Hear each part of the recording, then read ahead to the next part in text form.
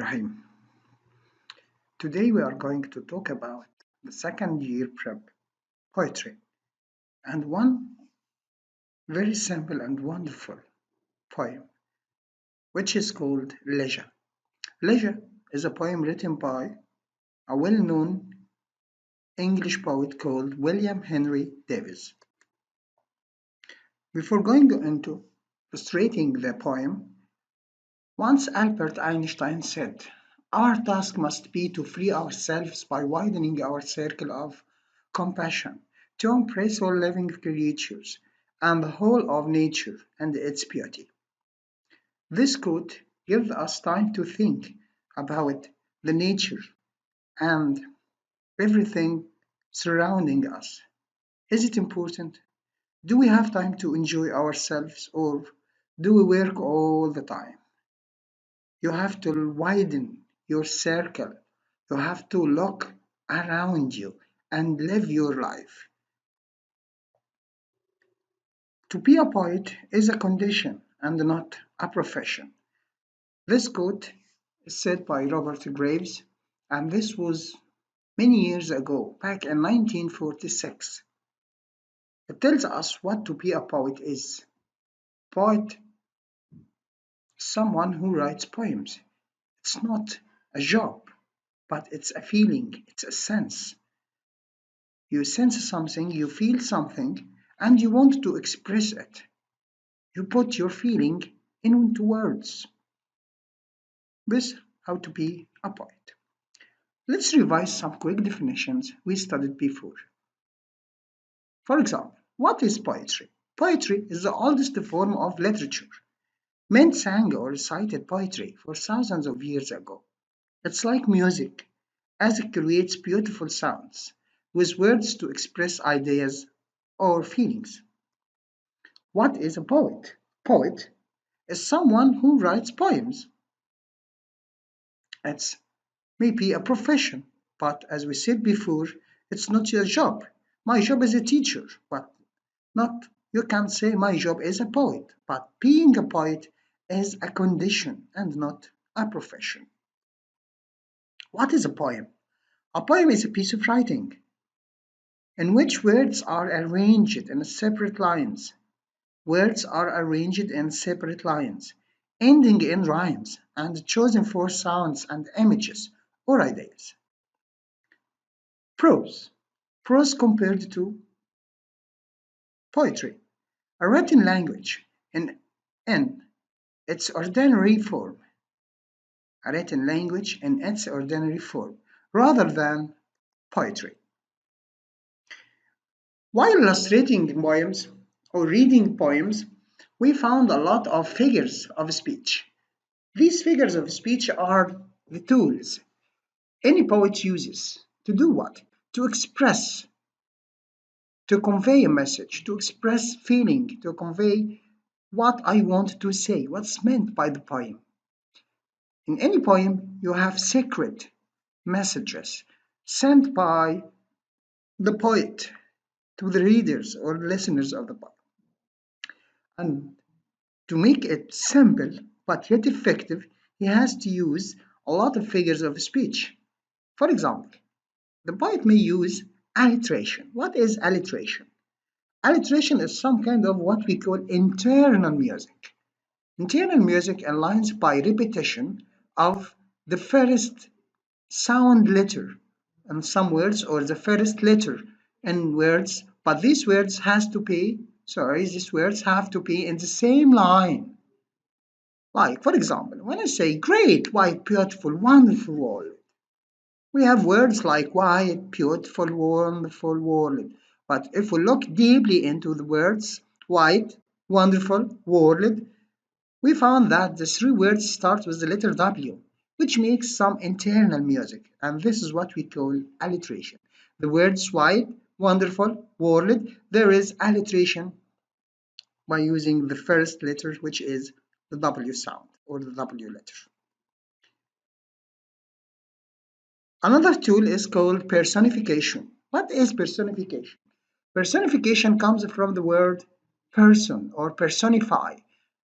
It means to consider a thing or an animal as a person, to consider anything except persons or humans as persons or humans, to give them some qualities, some adjectives which qualifies people. For example, when we say here comes the night, we know that only humans, only people, men, women, boys, girls, only human can come or go.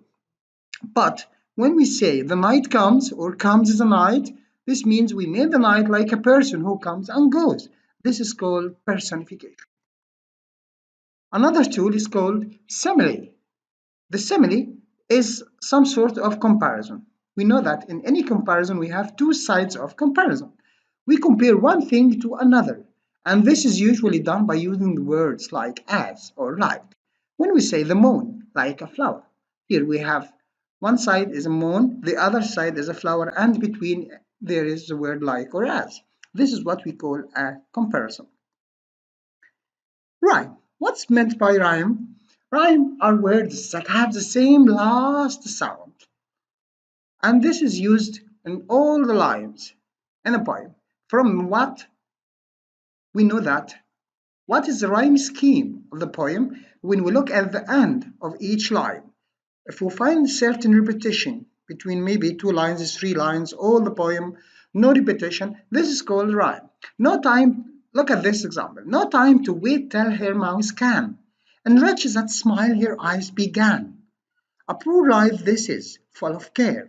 We have no time to stand and stare. Look at the first two lines. At the end, we have the word can, and the second line ends with the word began. Between the word can and began, there is a repetition. It's a last sound, and. The other couplet, line 3, a poor life this is, F, full of care. Full of care. And finally, the last line, we have no time to stand and stare. Between the two words care and stare, there is a repetition of the same sound, air. And here is, if we want to imagine that this is a small poem, so the rhyme scheme is A, B, B, and just this piece. This is what we call the rhyme or the rhyme scheme. Now, let's move to illustrating the poem by knowing its poet. The poet is called W.H. Davis, or as we said before, William Henry Davis. William Henry Davis was born in Newport, Wales in 1871. He didn't have much education. He didn't have much education. And when he was a boy, he tried many jobs. After an idle life between America and England, he began to publish his poems. This is very simple notes about our poem. Now, let's hear to the poem we are going to illustrate. Leisure. What is this life, if, full of care, we have no time to stand and stare? No time to stand beneath the boughs and stare as long as sheep or cows. No time to see when woods we pass, where squirrels hide their nuts in grass. No time to see in broad daylight streams full of stars like skies at night. No time to turn at beauty's glance and watch her feet how they can dance. No time to wait till her mouth can enrich that smile her eyes began. A poor life this, if, full of care, we have no time to stand and stare.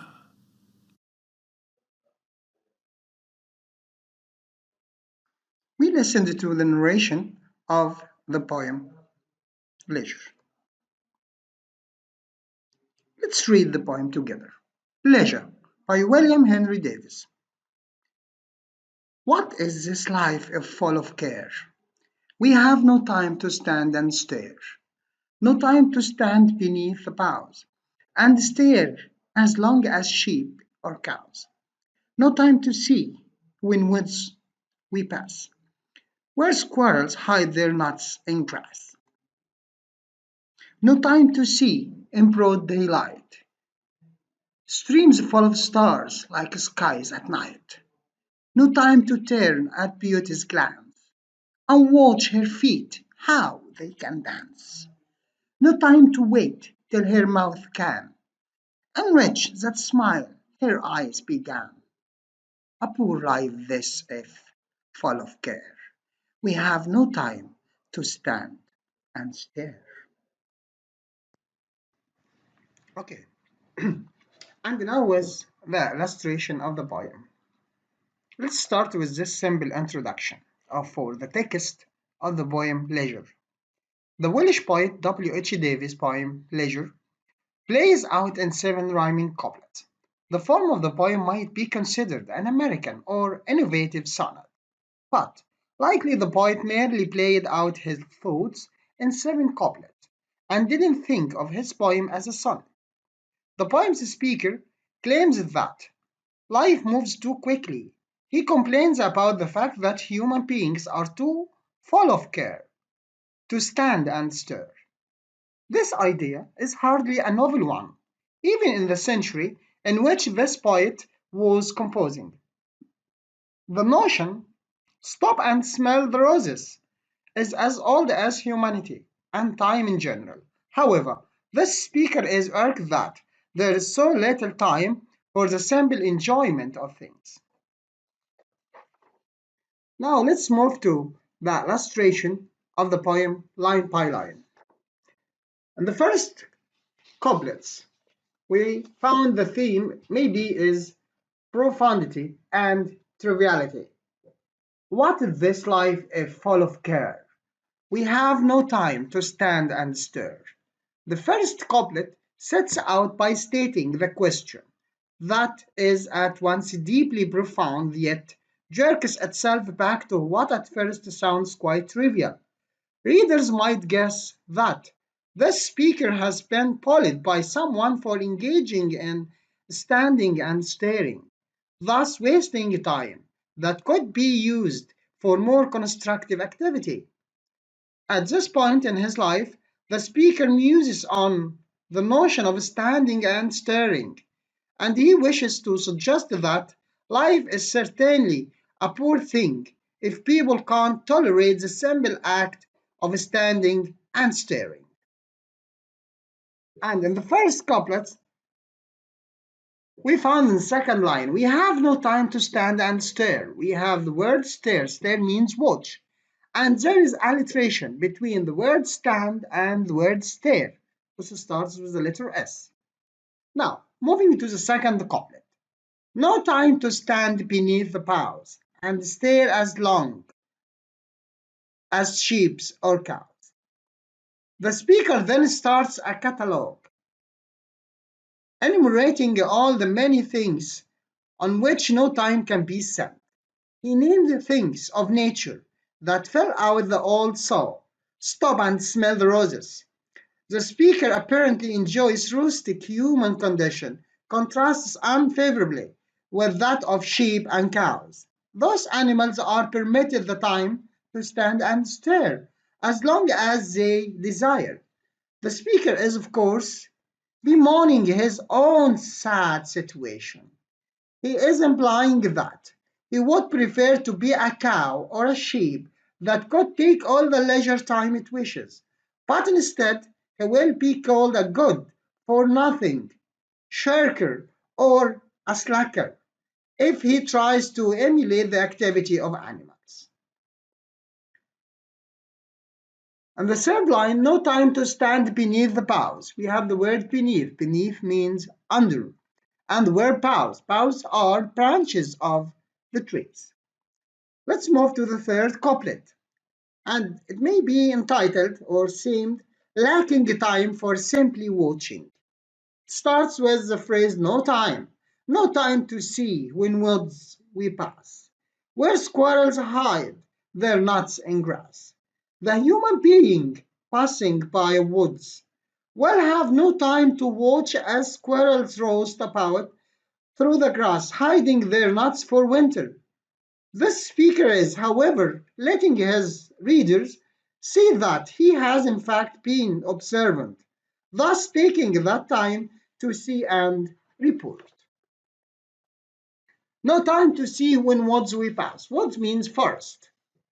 Where's squirrels? Squirrel is a small fairy animal. Hide their nuts in grass. And now with the fourth couplet. Maybe stars in winter.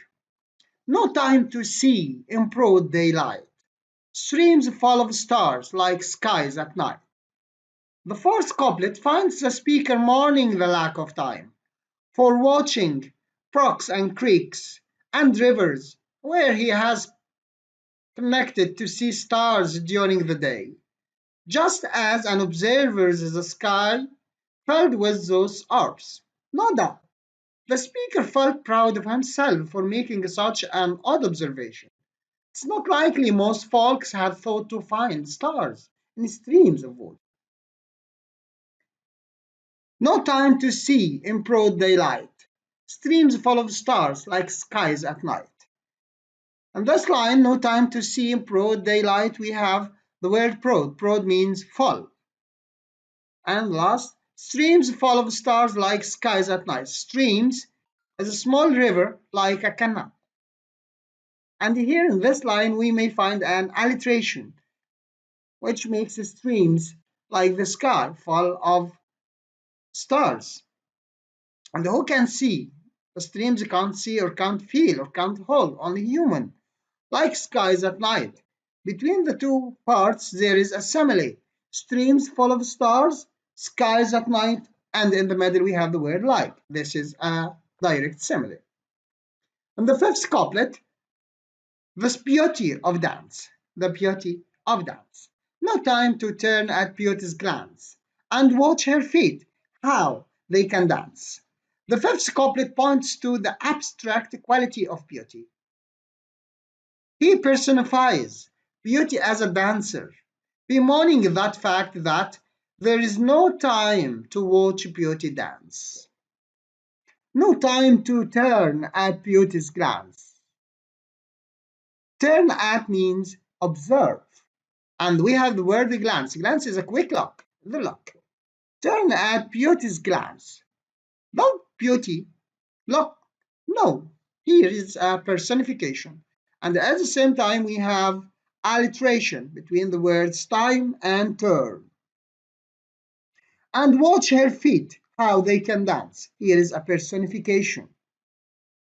She can't dance. Beauty can't dance. So he personifies here beauty as a person who can dance. And the sixth couplet, the onset of a smile. No time to wait till her mouth can enrich that smile her eyes began. There is no time to stop and watch a woman smile, as it begins her eyes and then spreads to her mouth. The speaker shows how he can pick apart something as enigmatic as a smile by powers of observation and intense musing. No time to wait her mouth can.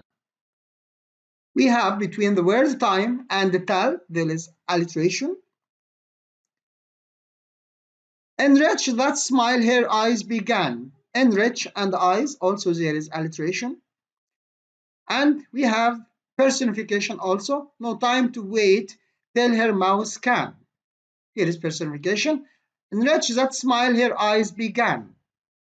Also, there is a personification. The word enrich here means to make rich. And finally, the last couplet, the seventh couplet, there is a moral judgment. A poor life this is, full of care. We have no time to stand and stare. The speaker has made it clear that he thinks human beings have a rather pitiful time of it, that they cannot stop to enjoy what's going on in nature around them. The speaker laments that human beings are strapped with cares, worries, and so much responsibility that they cannot even begin to enjoy the beauty and glories of life. Thus, the speaker is ultimately making a moral judgment about his flowers, and he makes it clear that he finds them lacking.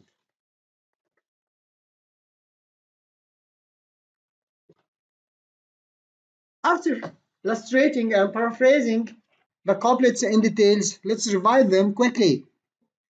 The poet wonders about how his life will be if it's full of care, despite of the modern life, which is not easy but busy.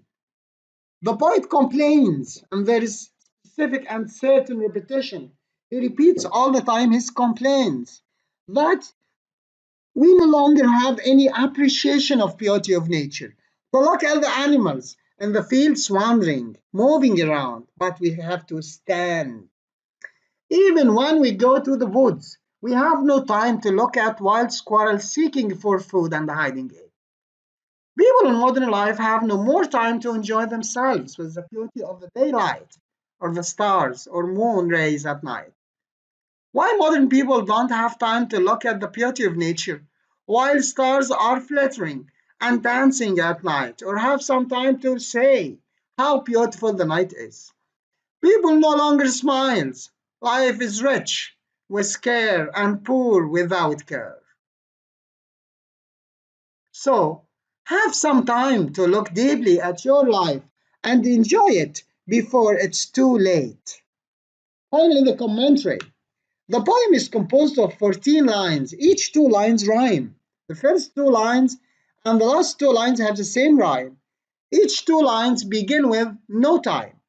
Why? Emphasizing the poet's idea about failing to find time and missing all the beautiful things that God has created for us. There is imagery. The poet personifies beauty by giving it human characteristics.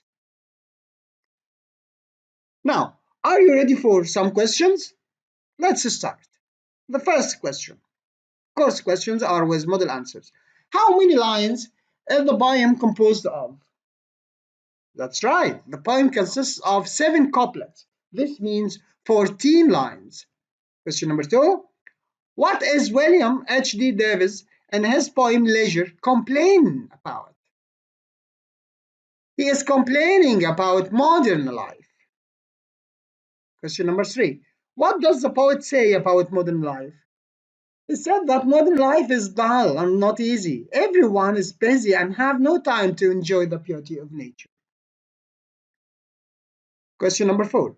In the poet's point of view, how are animals better than men? Of course, they are free and enjoy everything around them, unlike most of men. Question number 5. What kind of life does the poet tell us is a poor life? Modern life is a poor life as it is dull and full of hardships and worries. Everyone is busy and has no time to enjoy the beauty of nature around them. Question number 6. What is the figure of speech of the poem? Of course, we have many figures of speech. We have personification, in which the poet gives human qualities to describe objects, like in line number 10, and watch her feet how they dance. Of course, beauty can't dance, so it's personification. And of course, in line 11, no time to wait till her mouth can. In line 12, enrich that smile her eyes began. We have alliteration, and as stated before, alliteration when two or more words in a line begin with the same letter or sound, like in line 2, 8, 9, 11, and 14.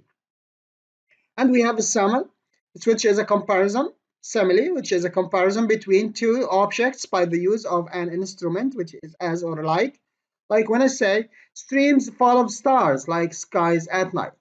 We have the tenor and vehicle, an instrument, aspects of similarity. We have the tenor, streams full of stars. We have the vehicle, and we have the instruments, aspects of similarity in the comparison between the two. And by this, we have finished illustrating the poem. And remember, to be